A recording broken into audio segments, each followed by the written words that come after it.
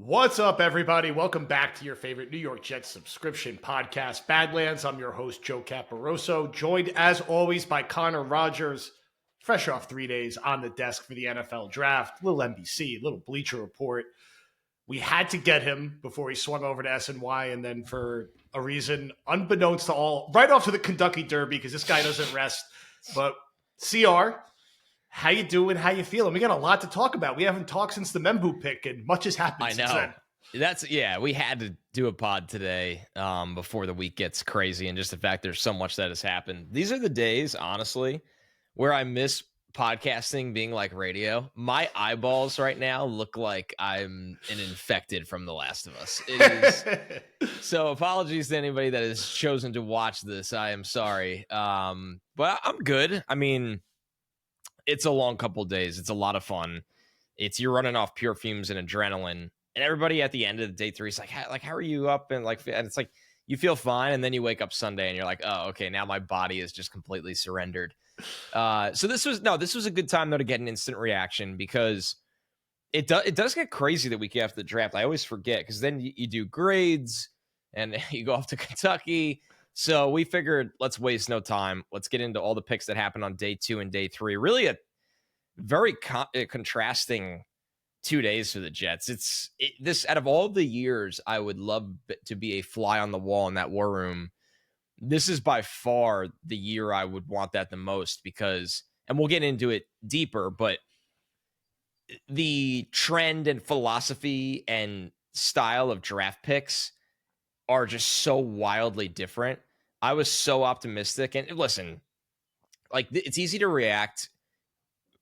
overly react to every single pick right after the draft for every single team. When the reality is, and the numbers and the stats and the odds is, if you walk out with a 3-player class, like, you are living really, really good, like 3 good starters. And I'll get into why I think the Jets might have done that the first 2 days.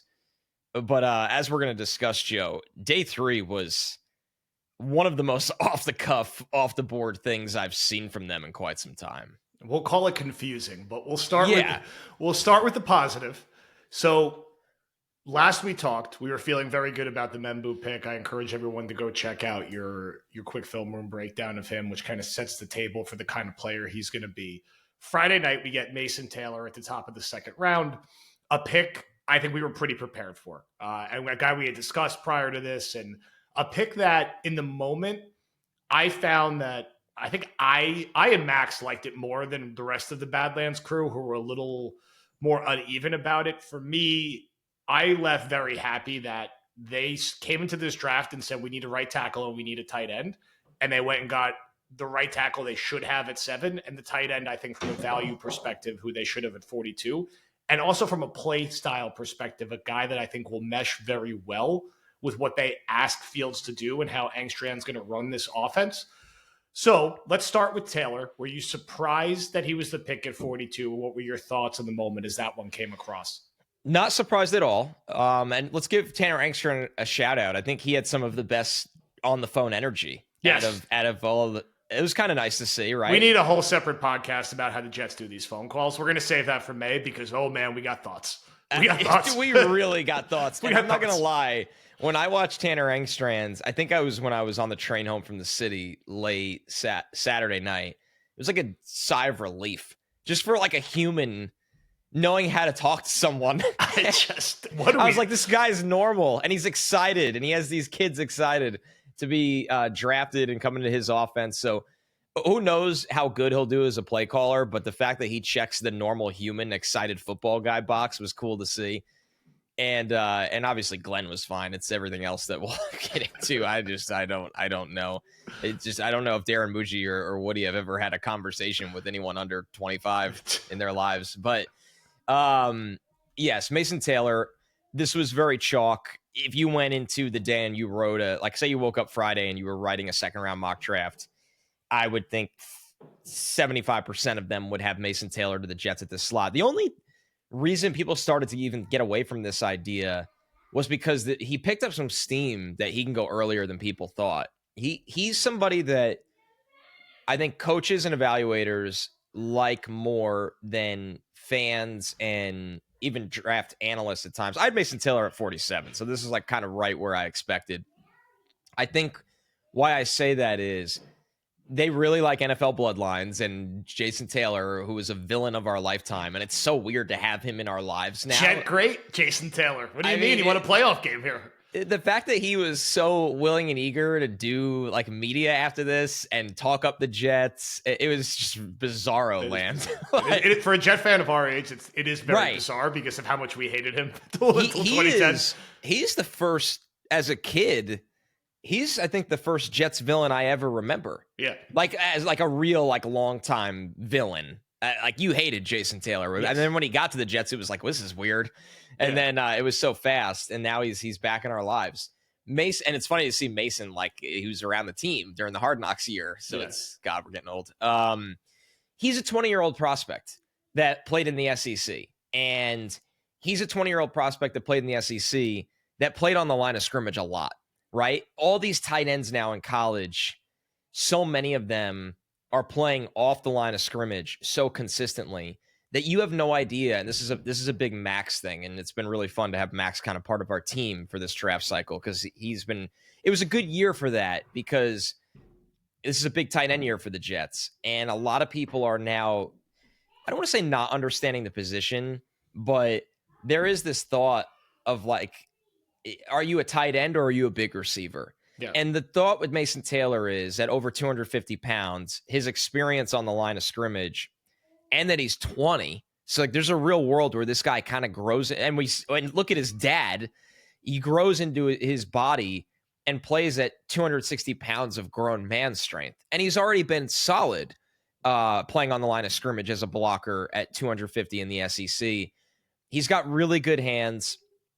I think his burst off the line of scrimmage is notable. I don't think he has, and I'll pull up my notes on him in a second, I don't think he's creative after the catch or has all this wiggle or this jump ball contested catch kind of player.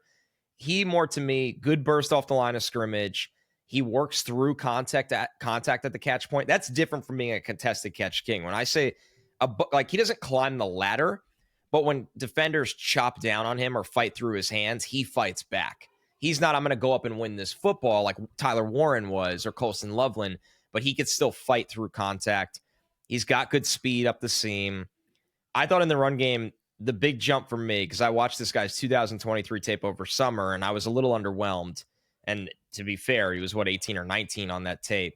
And then I watched the tape after this season, and I was impressed. He got better at gaining leverage under the pads in the run game, which is the most important aspect of this draft pick right now, is how he gains the edge in the run game and allows this team to run the football with 6 guys on the line of scrimmage. Because the guy they took in the top 10 is going to be a hell of an addition.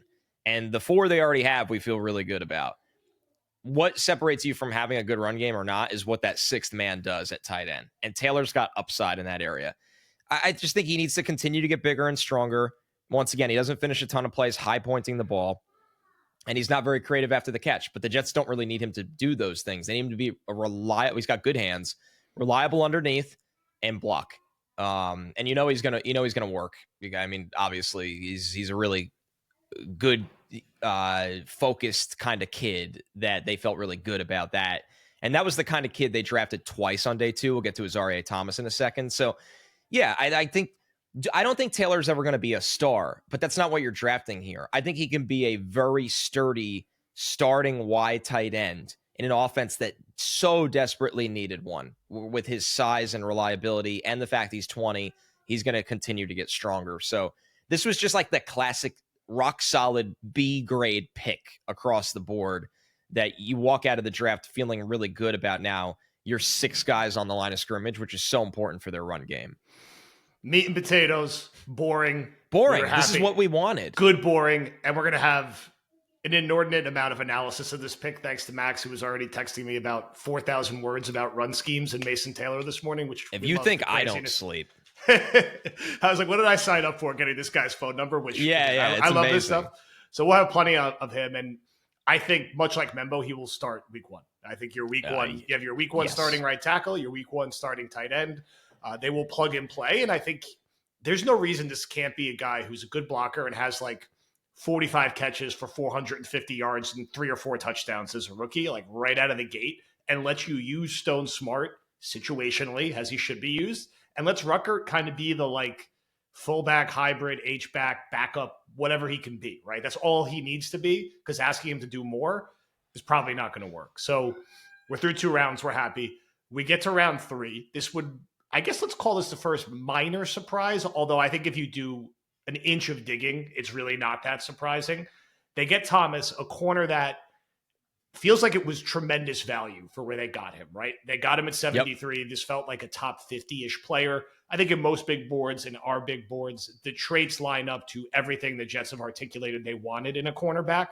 Size, long, the tape backs up a guy who can go on an island with top receivers and do a tremendous job. And it feels like every transaction that happens devolves into a Brandon Stevens conversation, so we don't have to go too far down that road. It's kind of amazing at this point. He's like the Joker of this Jets defense. He's the main character of the offseason somehow. But I do like, while I think it's fun to speculate on that, I do think the most likely situation is Stevens will start the year as the number 2 corner. And I think Thomas is a corner. He's not a guy they're going to mess around with and move to safety. He's just, I felt like one of those where it's like the value is too good. Glenn was probably like, wow, like this guy by the end of 2026 season could absolutely be a high quality outside starting corner in my scheme. Mm-hmm. And we had to just get him because, like, yes, we do want to pay Sauce, but we don't know definitely what's going to happen. We're rolling the dice with Stevens. We don't know if it's going to work here. Maybe if it's not working at corner, we kick him to safety. And I'm assuming they looked around at what else was available and said, this guy is just, he's a top 50 player that we're going to get at 73. And I don't think it's one of those picks that even if you didn't love the position, you could complain about because it's round 3. And I think there's a world that this guy is a starter and a good starter potentially within 2 years. This felt like getting 2 second-round picks on night 2. What were your thoughts on the pick? I think that's the perfect way to encapsulate it. What you just said is that, so there's a couple things to break down here. Let's break down one, what happened in front of them. Not to start off with a negative, because I love Azareye'h Thomas, and I can't, it just based on value, the person, and the style of player and mentality, Azareye'h Thomas is my favorite pick in this draft. And I think that's hard for Jets fans to process in the moment because they weren't ready for corner with one of the 3 premium picks. And I understand that. But we'll get to all that in a second. There's a tough trickle effect here to me. At the 5th pick of the 3rd round, so the Jets in this draft ended up picking the 9th pick in this round. They had picked 73.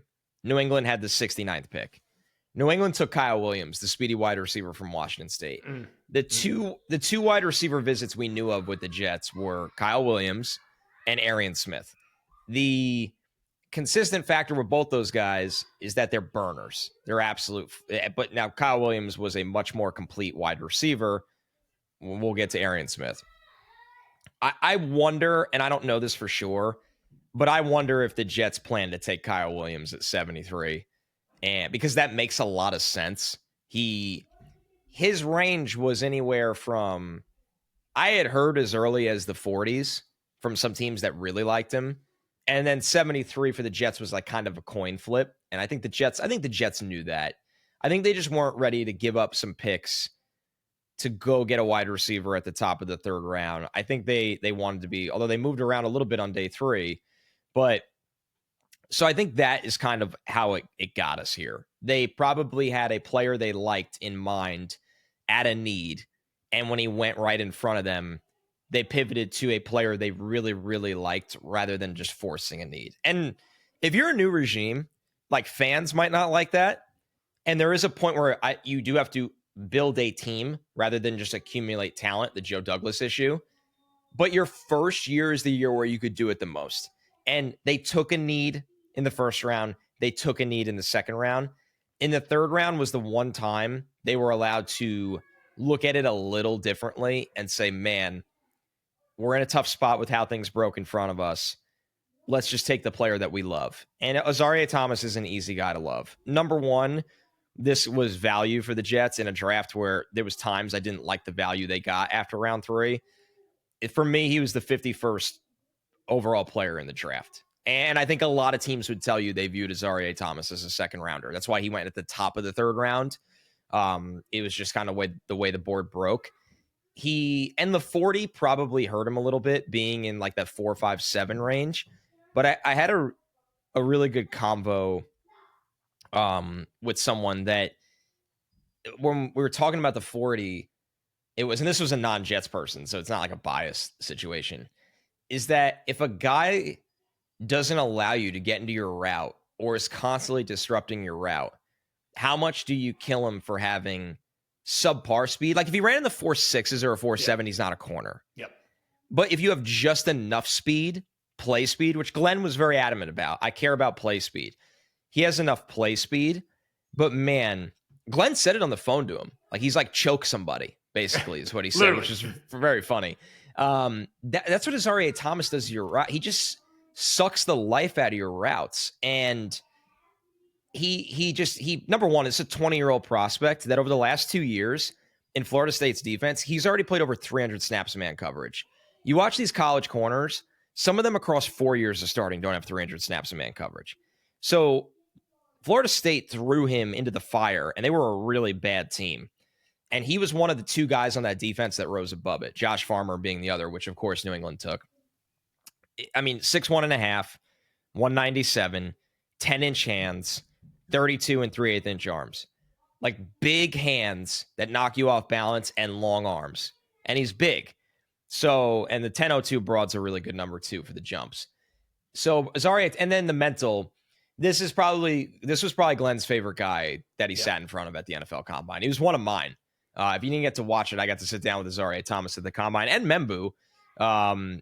Azareye'h is just he has the right approach for a 20-year-old. Like he's had a lot of success already, and he's not happy with it at all. I thought he was excellent at the Senior Bowl week, and I told him that, and he was like, honestly, I didn't start off well. I could have been much better day 1, and I got a little more comfortable day 2 and 3. Worker mentality. It's going to be very interesting dropping him into this corner room because I think he has a little bit different of a mentality. I think he's a little bit more intense. I mean this in the nicest way. I think he's a little bit more intense than some of the DBs in that room right now. And I don't think he's going to come in and like Devontae Adams style, like you guys don't know anything, I'm here now. I just think that the way he's just right in line with Aaron Glenn. And I think Aaron Glenn wanted a DB that's like Aaron Glenn. And this was a really good pick because this is going to be a really good player where if the Jets 2 years from now on the outside, and look at all these teams, like look at the Texans. The Texans have Nico Collins and Jaden Higgins down the outside, these monsters, these small forwards. Glenn wants to build this defense that Sauce Gardner, Azareye'h Thomas on the outside can match up with any style of perimeter wide receiver and just absolutely beat the shit out of you at the line of scrimmage. So that was the thing beyond this pick. This is why I think out of the first 3 picks, I think at least 2 of the 3 are going to be hits. There's a chance all 3 hit. But unfortunately, that takes us to day 3 where I don't share the same optimism. So we get through night 2. We're happy. I think across the board. And borderline thrilled. Borderline thrilled. I think you're picking for value. You recognize the needs on the roster. It totally, in a year 1 of a regime, getting the value like Thomas makes sense. And there was no signs that they were misreading the board in any way. And I think, like you said, there's a very real world that at least 2 of these 3 picks hit well. And if that happens, you have the foundation for a good, productive draft class. So we get to day 3. Towards the top of the 4th, the Jets go receiver. They take Arian Smith. First 3 guys they take are 20 years old, young, developmental. Smith, the shortest way to summarize it, and not to be impolite, he's old. He's 23. He's been hurt a ton, which is always a problematic thing for a receiver. And he's a receiver who can't catch. I think he had like the highest drop rate in college football. I think even if you casually watched Georgia last year, this was you saw one. It was a recurring problem. Like even I was like, oh, they just drafted the guy from Georgia who drops all the passes. Like that's the guy they got. Now, unique speed, ability to break a cushion of any corner feels like a 6th or 7th round pick. I don't like hearing like, this is my blocking receiver theory. If you're one of the first things you're saying about a receiver is that he's going to be a good blocker, it means he's not a good enough receiver. If one of the first things you're saying about your 4th round, top of the 4th round receiver is that he's a punt gunner, he's not a good enough receiver. Get a punt gunner in UDFAs, which they signed a couple. Get a punt gunner in the 6th or 7th round. They needed a speed receiver. If you really like the guy, take him 75 picks later and trade back or take something else. It's more about, it's equally the problem with the player, with the process. Now, I hope Arian Smith has a poster of Meigs on his wall and he works out and he's awesome and he's great. I really do. I'm a Jets fan. There's nothing I want more than these guys to all be good. I just think if the Bills made this, I always use this also as a barometer. If the Bills, Patriots, Giants, or Dolphins made this pick, every Jet fan would be like, that was dumb. And why the Patriots did this with Tyquan Thornton in the second round a few years ago. And he sucks. Exactly. And that was the comp and the guide. So it was like, why take, I think this guy was 290 on our big board. Why are you taking him at 110? On the consensus big board, he was 260. So it's not just a Badlands thing. Yep. So that's my concern. I don't like receivers who can't catch. I think if you're 23 and you can't catch, you probably can't catch. And I don't, this is and you flagged this and I'll let you speak to it more. This is the first eye roll quote we saw from Aaron Glenn. Like, don't compare this guy to Jameson Williams, please. Like, we all watch football. We're not idiots. Like, he's not Jameson Williams. Maybe there's like some like overlap, but come on. Like, Jameson Williams was a different kind of beast in college. This guy was like closer to Stephen Hill, I hate to say it, than Jameson Williams. There's a lot of overlap in like the games of the classic deep threat receiver that just doesn't work. Now, at least they took him in round 4, not round 2, but I'll stop branding now. I know you were shocked when they took this pick, so what were your thoughts on Smith? But you also were in a group chat with me where I warned of this the day before. Yes. So I was shocked when they took him. Yeah. I had a feeling they were always drafting him. I mean, think about it. Take him in the 6th round. It's fine then. Like, think about it if you're listening to this and you're a draft guide reader. I wrote up a scouting report for a player that was barely sneaking into my top 300. Yeah. That tells you that I always thought the Jets were taking this guy, because no world would I write up a player outside the top 250 unless I thought the Jets were taking him. Now, the process, one, I gave him a 6th round grade. And yeah, the Jameson Williams situation comparison just feels like you're comparing a track guy to a track guy rather than a guy that was at Ohio State and, just couldn't get on the field because he's behind all the great wide receivers in the country. And then he was a star at Alabama. Arian Smith is a extremely gifted track athlete. And I look at, just if you're listening to this and you want more information after, just Google him. He is a first-team All-American for track and field at Georgia, not high school, at Georgia in the SEC, in the 100-meter dash. He is insanely, insanely fast, where pretty much whoever is in front of him will not be able to run with him. The problem is, one, and why I'm lower on him even than consensus. Consensus had him at, like you said, Joe, I think it was 257. So for people that tweet at me, like, you get the best responses. Like, John Gruden knows more than me. Okay. Sure. Yeah. He drafted really well, by the way, with the Raiders. Really well. The entire draft community, which the draft consensus board, it's not like just people on Twitter. That's Daniel Jeremiah and everybody that ranks. Okay. So, and I don't know if Jeremiah ranks that deep, but you get the point. The point is, I just thought the Jets didn't understand the board on day 3. If they took Arian Smith in the 6th round, you know what I would have logged on and said?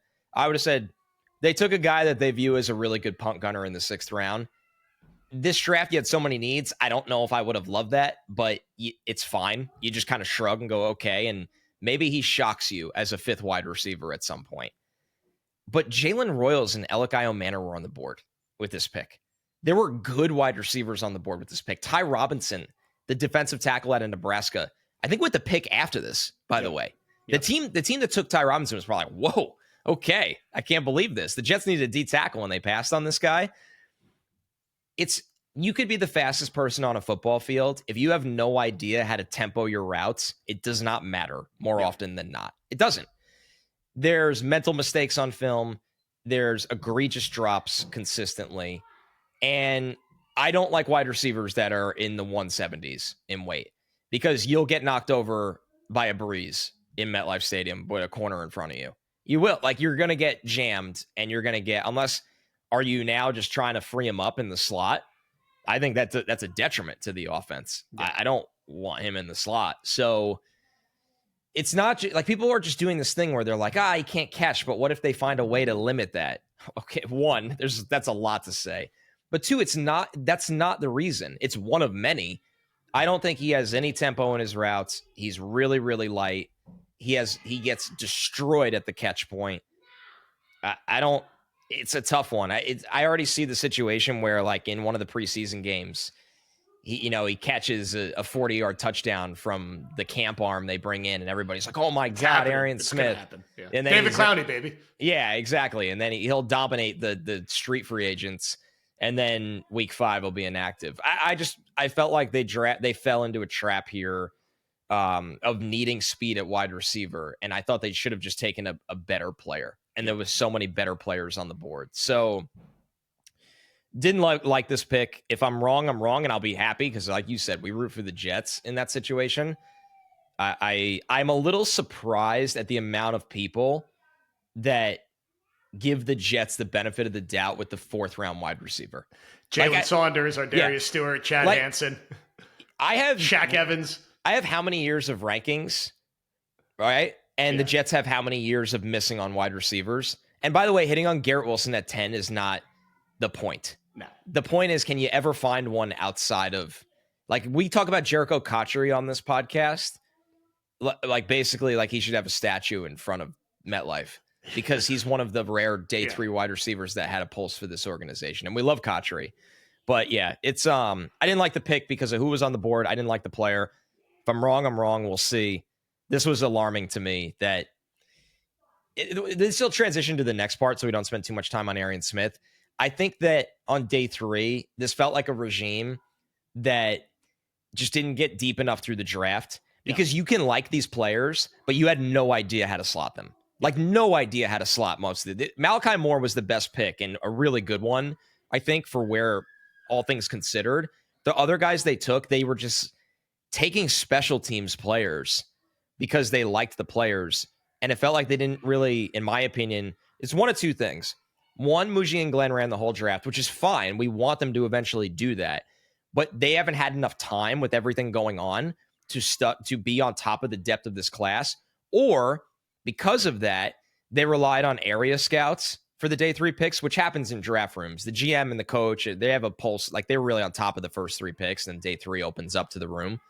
And coaches, they just drafted guys that area guys and special teams coaches were on. That's what, if you want to have an honest convo with yourself, that's what they did. The Chris Banjo draft. It really is. If you are watching on YouTube, you can get the full episode on Patreon at patreon.com/BadlandsTOJ, or subscribe to the members section on YouTube as we talk about the rest of this class and have an ungodly amount of other content coming.